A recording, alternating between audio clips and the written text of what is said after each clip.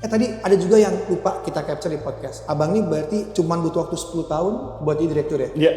7 tahun jadi GM? Enggak lah, 5 tahun aja jadi GM. Wah, gila. Ini perlu masuk ya? Jadi bambang awal. Jadi ternyata kalau kita lihat apple to apple, pada saat dia SMP, dia udah bisa pameran dan salah satu lukisannya udah ngasih 15 juta kan. Kita langsung bayangin kan, gue waktu SMP ngapain? Saya masih main di warnet. Gue udah di bawah orang tua juga kan, jadi. Oke, Bang Sofan, welcome ke sesi kedua kita ya. Kita salaman lagi nih. Oke, siap. Biar semangat kita. Sesi kedua kita santai aja Bang. Oke. Pertanyaannya cuma pengen tahu point of view seorang direktur yang sudah puluhan tahun jadi direktur ya. Tadi ada juga yang lupa kita capture di podcast. Abang ini berarti cuma butuh waktu 10 tahun buat jadi direktur ya? Iya. 7 tahun jadi GM? Enggak lah, 5 tahun aja jadi GM. Wah, gila. Ini perlu masuk ya? Jadi bambang awal. 10 tahun jadi direktur, 5 tahun jadi GM. Oke Bang, Ya. Yang pertama yang pengen aku tahu, pertanyaan sengaja sih. Apa nih Bang, tips awet muda? Ini kan umur sekarang berapa? 55, mau 56. Mau 56. Tapi kalau dari segi muka, setuju ya? 40 tahunan kayak ini mukanya nih. Amin. Apa nih Bang tips awet muda? Apa ya, tahu. Soalnya ngapain biasanya nih? Iya, oke. Yang pasti saya orangnya lumayan strict banget sama tidur sih maksudnya. Oke. Jadi tidur paling nggak 7 jam lah. Oke. 7 jam ya. Udah nggak nonton bola, nggak nonton itu. Maksudnya bola tutupnya cuplikan aja di Cuplikan, YouTube. pagi-pagi. Pagi di YouTube gitu kan. Oke, terus olahraga saya subuh di depan gitu. Terus habis sholat subuh olahraga jalan keliling lapangan bola biasanya 5-6 kali gitu. Itu tiap hari sih. Tiap hari? Wow. Ya paling nggak 5-6 kali lah seminggu. Iya. Terus habis itu ada alat fitness, kita fitness di 2 kali lah seminggu, 2 kali di atas. Tapi memang nggak ikut ke gym sih, jadi ya kayak gitu-gitu aja. Paling itu ya. Itu ya. Apalagi skincare ya. apa? Skincare pakai? Tapi dahsyat ya, seorang direktur umur 55 tahun masih awet muda banget dan tidurnya bisa 7 jam. Itu keren. Iya, karena ya cuman itu ya. Jadi kadang-kadang bawaannya kalau nggak 7 jam pusing sih kepala. I see. Ini tips juga buat yang pengen panjang umur, awet muda dan sehat ya. Tidur cukup. Yang kedua nih Bang, pengen tahu juga. Kalau ada satu kata yang paling relevan menggambarkan Bang Sofan, itu satu kata atau kalimat apa nih Bang kira-kira? Bang Sofan itu orang kayak gimana sih? Apa ya? Yang pasti sih berani ngambil risiko kali ya. Iya, berani ngambil risiko itu sih. Berani ambil risiko guys. Iya, Selanjutnya nih. kalau ada kesempatan harus ambil resiko kan, karena pasti kita nggak ngapain pun itu resiko juga kan. Benar. Oh, iya. Diam juga nggak Diam juga kena resiko. Resiko kan, resiko dipecat kalau di perusahaan. Benar. Pak Sofan ke lapangan, wah nggak Pak, saya belum siap gini-gini, bisa dipecat. Benar. Okay. Selanjutnya nih Bang, hobinya apa sih Bang? Ya kalau hobi sekarang berusaha jalan sama anak gitu ya, jalan sama anak. Akhir-akhir ini juga banyak mencoba menghabiskan waktu buat anak gitu, karena naik sepeda gitu. Sama kalau ada yang bagus sih nonton Netflix ya. Netflix ya. Oh, keren juga tuh. Jadi direktur juga bisa nonton Netflix guys ya. Hobinya sama nih. Udah sama sih.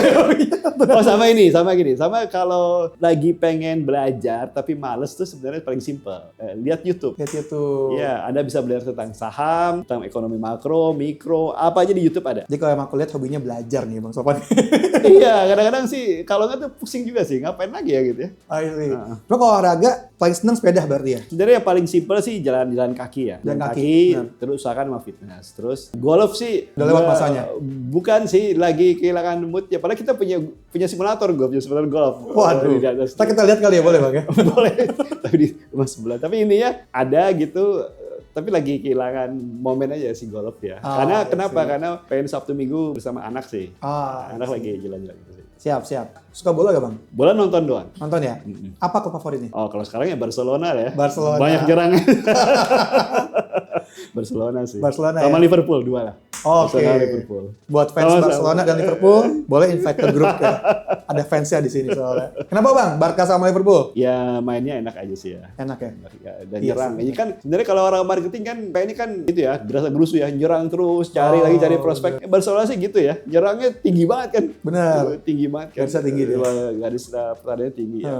Menarik sih, coba kadang-kadang jebol di pertahanan ya, itulah makanya kalau di realitinya kan kita butuh orang yang kuat ya, orang finance tuh harus backup kita sih. Yes. Harus ada tuh, harus ada orang finance yang kadang-kadang kita berantem tapi tujuannya baik sih. Setuju.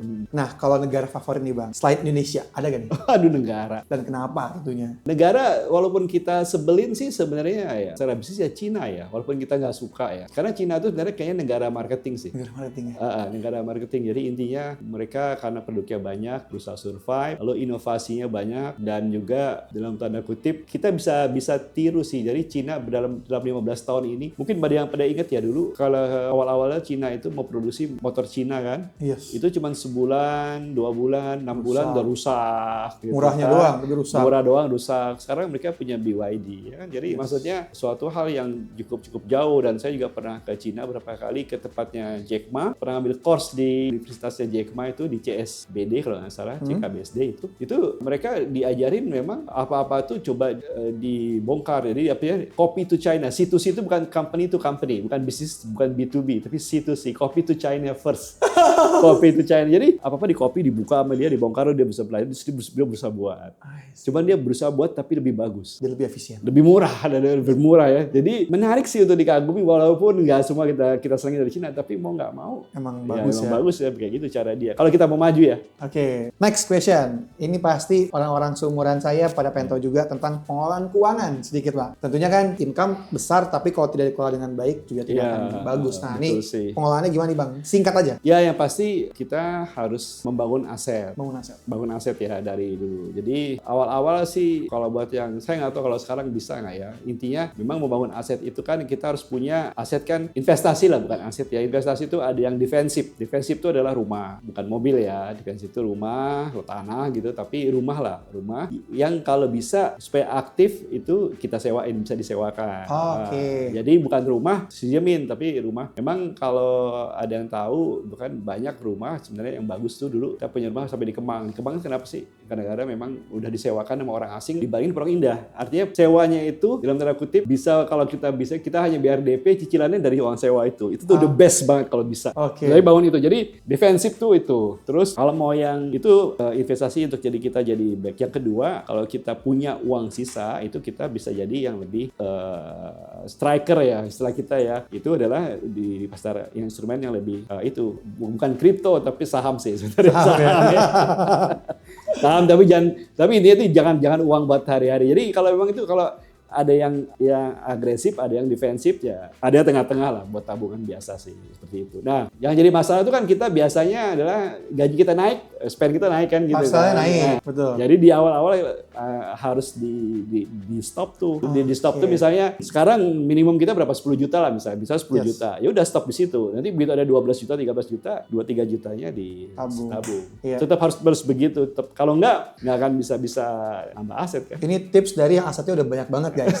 Nanti kita mau lihat juga ya keliling-keliling gitu kan. Even yang seperti itu nahan lifestyle juga Bang ya. Di titik tertentu harus tahan Bang ya. Karena kalau nggak pasti habis. Kalau ngabisin duit itu gampang banget. Bener, gampang banget. Nyarinya susah. Nyari yang susah. Kadang-kadang ya begitulah. Jadi intinya kita harus berhenti di mana. Benar. Anda mau lifestyle Hollywood apa lifestyle yang biasa lah. Tapi intinya biasa tuh bukan Anda pelit banget gitu. Benar. Enggak. Tapi ya oke lah. Tapi Anda harus ada yang ditabung. Nah di ditabung itu kalau ngomong itu begitu gajian ditabung. Betul. Bukan sisa. Benar. Sisa, kalau sisa mati. Iya, benar. Kalau sisa nggak ada sisanya.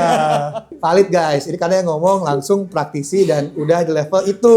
Kalau yang ngomong yang belum proven, kita kadang pertanyaan ya, lu tuh mah omongan lu doang. Tapi ternyata even di level Bang Sofan dulunya berangkat dari situ guys. Jadi harus memang spend uang buat yang darurat, tabungan gitu ya, buat investasi juga. Iya, gaji pertama waktu kerja 1 juta. Dulu ya? Pertama tahun 92 itu 1 juta. Sebelum inflasi tapi ya? Sebelum inflasi. 98 ya? Cuman emang ketolong tinggal di rumah orang tua.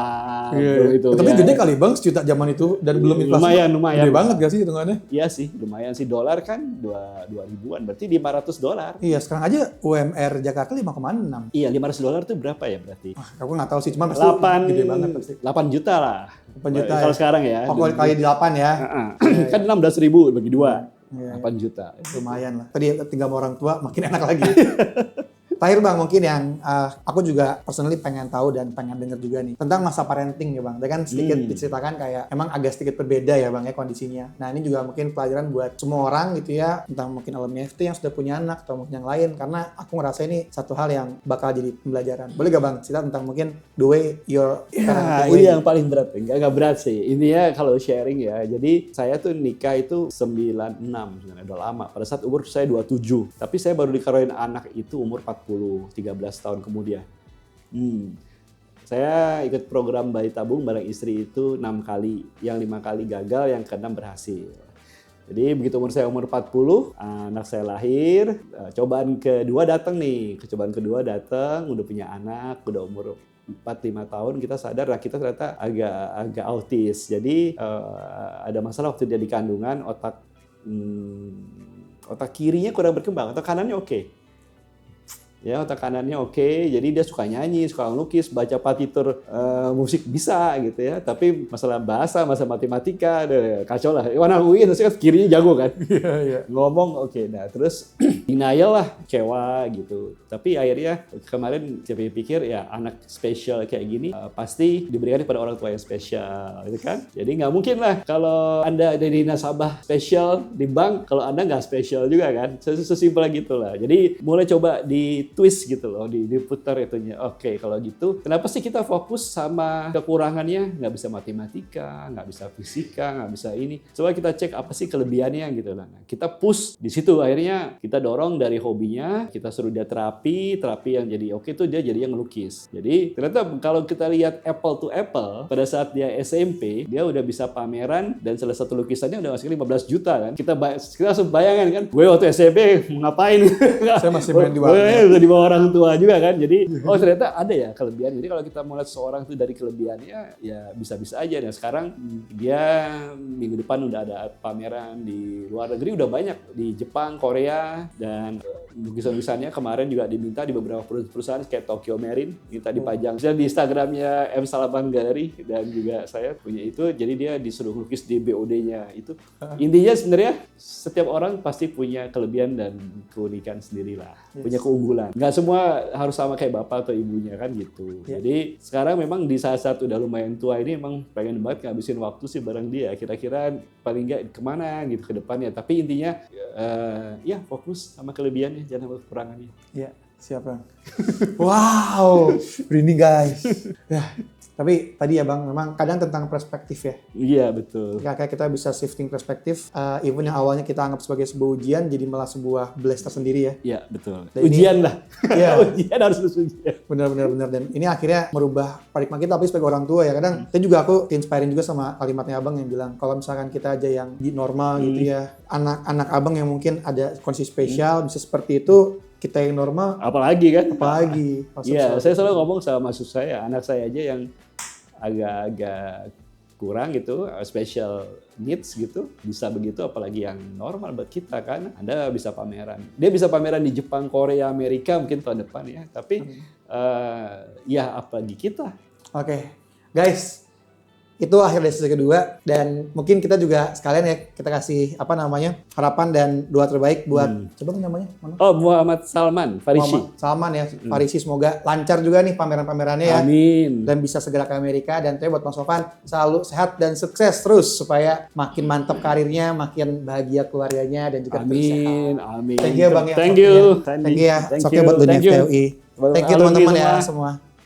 Ada kesuksesan mungkin? Dari saya enggak, mudah-mudahan diambil hikmahnya. Gitu aja. Siap, thank you. Sampai jumpa teman-teman ya.